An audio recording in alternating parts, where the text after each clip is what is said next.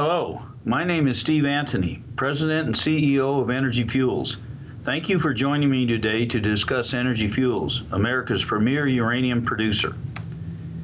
Before I begin, this presentation includes forward-looking information and references to mineral resources. Please take a moment to review the information on the next two slides. I'll begin today's discussion by giving you a brief overview of Energy Fuels' business strategy, asset base, and current uranium production profile. Energy Fuels is currently a leading producer of uranium in the United States. In fiscal 2013, we expect to produce about 1.2 million pounds of uranium, which represents about 25 to 30% of all uranium produced in the United States. This also makes us the second largest producer of uranium in the U.S. behind only Cameco. We are the 100% owner of the White Mesa Mill, which is the only conventional uranium mill currently operating in the U.S. We are producing mines in northern Arizona's brescia pipe deposits, which are among the highest grade uranium deposits in the world. Energy Fuels has a truly unique and scalable production base that is unmatched by any other producer in the U.S. This gives Energy Fuels the ability to substantially increase uranium production when markets recover. In the meantime, we have existing uranium supply contracts with 3 utilities with prices that averaged about $56 a pound last quarter. This represents a 40% premium to the current spot price. In addition, I am very excited about our May 24th, 2013 announcement regarding our proposed acquisition of Strathmore Minerals. As I will describe later, this represents a truly unique opportunity for Energy Fuels. We are currently offer highly attractive evaluation metrics at our current share price.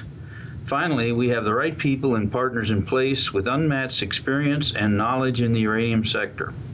In combination, we believe these factors truly differentiate us from our peers and provide an opportunity for returns to our shareholders.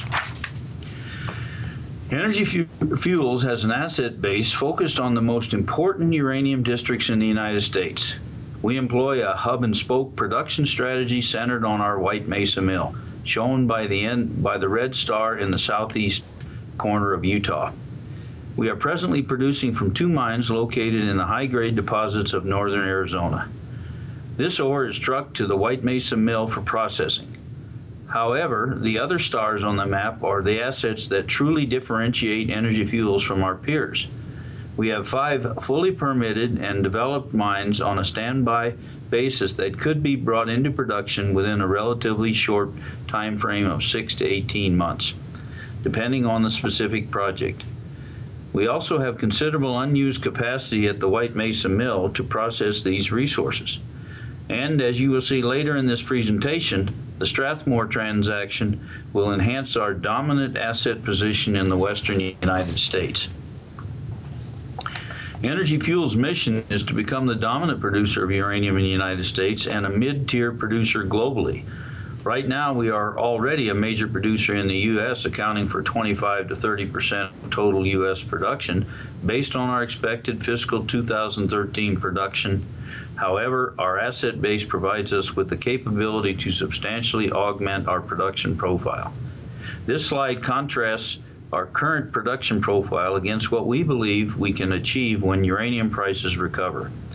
At today's price of just under $40 a pound, we expect to produce about 1.2 million pounds of U3O8 in fiscal 2013. We expect the price of uranium to increase substantially in the coming years. We project a price of $75 a pound because this price is a price many analysts believe is required to spur new uranium production worldwide. At $75 a pound is our goal to produce up to 3.5 million pounds of U3O8 from 2 production centers and up to 8 mines. Assuming our acquisition of Strathmore closes, our production goals could grow even further. This slide describes Energy Fuels' 2-part corporate strategy. First, we are exercising prudence in the current low-price environment. We are only producing from our lowest cost sources of production and tailoring that production to satisfy our current long-term contracts. This minimizes our exposure to the current low spot price. Second, we have positioned the company for significant growth when the expected uranium price rebounds. We are maintaining a number of fully permitted and developed mines on standby basis where production could be restarted on a relatively short time frame. In addition, we are continuing to permit our large Sheep Mountain project in Wyoming. Finally, we intend to pursue accretive M&A deals like the Strathmore transaction. Here's a quick snapshot of the company's share performance, capitalization, and analyst coverage. I believe the important items to note on this slide are: 1, the increased liquidity of Energy Fuels stock since our acquisition of Denison's U.S. production assets in June 2012, and 2, our strong working capital position of nearly $40 million after our recently announced private placement. We are currently covered by 3 research analysts. This table was prepared for us by Dundee Securities on nearly every metric: price to NAV, price to book, and enterprise value to resource. Energy Fuels compares favorably to our peers. In comparison to other U.S. producers and developers, we are currently producing over 1 million pounds of U3O8 per year. If uranium prices increase to the levels many analysts forecast, we hope to increase production to 3.5 million pounds per year. Indeed, we believe we are uniquely positioned within the U.S. as a substantial uranium producer with unmatched production growth potential. We have an extremely high-quality board and management team. I won't spend a lot of time on this slide, but if you examine it closely, you will see we have the right people in place to achieve our goals. Next, I'd like to spend a few moments on some macro trends in the uranium market. These statistics I'm sure you've seen.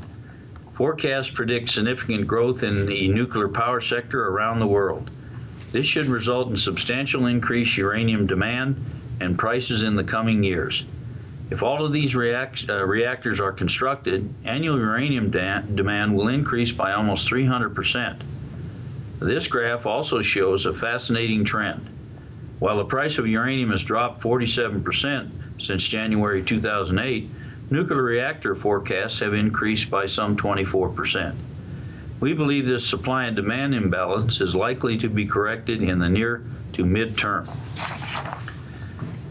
I find this to be an interesting graph. It shows how dependent the top consumers of uranium are on imports. Indeed, the top consumers are well over 90% dependent on imports, and 65% of the 2012 production came from Kazakhstan, Namibia, Niger, Malawi, Uzbekistan, Russia, and the Ukraine. Security of supply may become an issue in the coming years. In addition, many analysts agree that we need $70 a pound uranium to spur new production. In the short term, there appears to be adequate uranium supply. However, this could change quickly. I believe there are a few catalysts that could push uranium prices even higher this year, including the resumption of reactor restarts in Japan following the release of new regulations in July 13 and the expiration of the Russian HEU agreement in November of 2013, whereby about 24 million pounds of annual world supply is expected to be discontinued.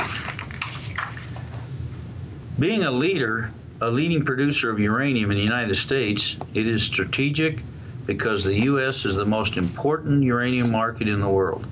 The United States is the world's largest economy and the world's largest producer of nuclear energy, consuming some 50 million pounds of U3O8 per year.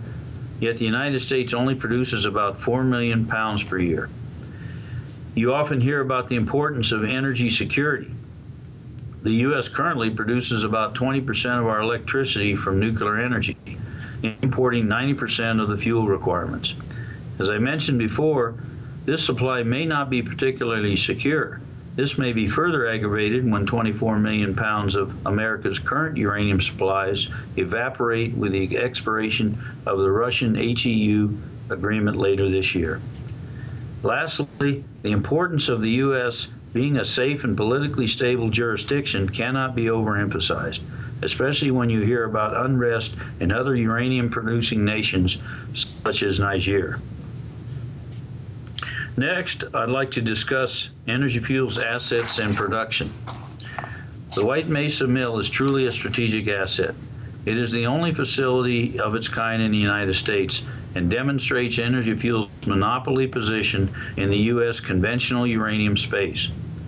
While White Mesa has the capacity to produce up to 2,000 tons of ore per day and is within economic trucking distance of a huge base of uranium resources in the Four Corners region, the mill is a separate circuit for the recovery of vanadium from some of our Colorado Plateau mines. And the mill has a separate circuit for processing of alternate feed materials, which I will discuss in the next slide. Since White Mesa is the only uranium mill in the U.S., we have the unique opportunity to enter into toll milling and ore purchase agreements with third-party miners as an additional source of future revenue. In the pictures, you can see what our mill looks like. Most importantly, in the lower right, you can see the barrels of yellowcake ready for shipment to the converter. Each one contains about 950 pounds of U3O8, or over $50,000 at current contract prices. This slide explains one of my favorite aspects of the Energy Fuels business. Alternate feed materials are a key differentiator for our company. These are materials, other than conventional ore, that we have recoverable quantities of uranium. In fact, they have grades as high as 75% U3O8. We run these materials through our mill and recover the uranium. We offer a less expensive disposal alternative for the producers of these materials, and for us, a low-cost source of uranium with no associated mining costs. The White Mesa Mill is the only facility in North America currently licensed to process alternate feed materials for the recovery of uranium. No other uranium company has this type of low-cost production source. Energy Fuels is a reliable U.S.-based supplier of uranium, which is highly attractive to U.S. utilities that require a dependable, long-term source of uranium. As I mentioned earlier, we have 3 contracts with investment-grade utilities with pricing at a substantial premium over the current spot market. Finally, our unique scalable asset base provides us with the opportunity to achieve a significant growth in the coming years. Indeed, the White Mesa Mill has produced up to 4.5 million pounds of U3O8 in the past. For more information on our producing mines and development properties, please refer to the appendix attached to this presentation. Next, I'd like to discuss Energy Fuels' proposed acquisition of Strathmore Minerals. On May 24th, Energy Fuels announced the proposed acquisition of Strathmore Minerals in an all-stock transaction. In summary, we believe Energy Fuels and Strathmore's assets belong together, as there are well-defined synergies we believe we can achieve. The acquisition will create a dominant uranium player in the U.S. and further solidify Energy Fuels' position as a leading U.S. producer. Indeed, we will be within just a few million pounds of being the top holder of NI 43-101 compliant resources in the U.S. And we will have the opportunity to strengthen key industry relationships with KEPCO and Sumitomo. It is our belief that the rationales for the transaction are obvious. Some are summarized on this page. First, Strathmore's Roca Honda project in New Mexico, which is held in joint venture with Sumitomo Corporation of Japan, is one of the largest and highest grade uranium projects in the U.S. There is an opportunity to truck this resource to Energy Fuels' White Mesa Mill and avoid the cost of constructing a new mill in New Mexico. Second, Strathmore's Gas Hills project in Wyoming, which is held in joint venture with KEPCO, is only 28 miles from Energy Fuels' Sheep Mountain project. There is a real potential to co-develop these two projects and achieve cost savings through common processing facilities, increased life of mine production profiles, simplified permitting, and reduced G&A expenses. Finally, the transaction provides us the opportunity to strengthen key industry relationships. KEPCO generates about 43% of South Korea's electricity and is developing nuclear projects around the world. In addition, an affiliate of KEPCO is Energy Fuels' largest customer. We believe there's a potential to revisit the partnership structure on Gas Hills, given the possibility of co-development with Sheep Mountain. Sumitomo Corporation of Japan is a highly diversified company with business units involved in mineral resources and energy throughout the world. Sumitomo is Strathmore's joint venture partner on Roca Honda. We believe there is an opportunity to utilize the White Mesa Mill to process Roca Honda's resources and further cultivate a relationship with this high-quality organization. As you can see from this slide, Energy Fuels is currently one of the largest holders of uranium resources in the U.S. Assuming our acquisition of Strathmore closes, we will have 89 million pounds of measured and indicated resources and another 38 million pounds of inferred resources. This would place us within a few million pounds of the top holder of 43101 compliant resources in the United States, Virginia Energy Resources. Incidentally, Energy Fuels holds a 16.5% stake in Virginia Energy. To close out my presentation, I'm going to summarize recent financial highlights and describe our current guidance. This slide shows what we reported on March 31st, 2013, the end of our second fiscal quarter.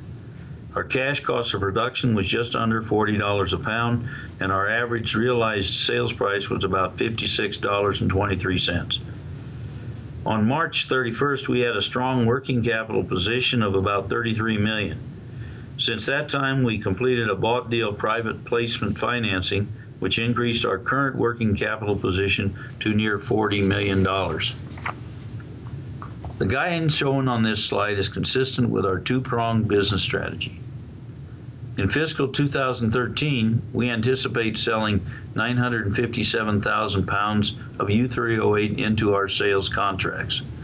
In addition, we recently increased our fiscal 2013 uranium production forecast to 1.2 million pounds.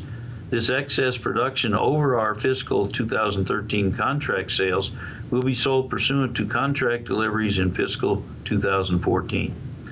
We also expect to produce and sell about 1.5 million pounds of vanadium in fiscal 2013.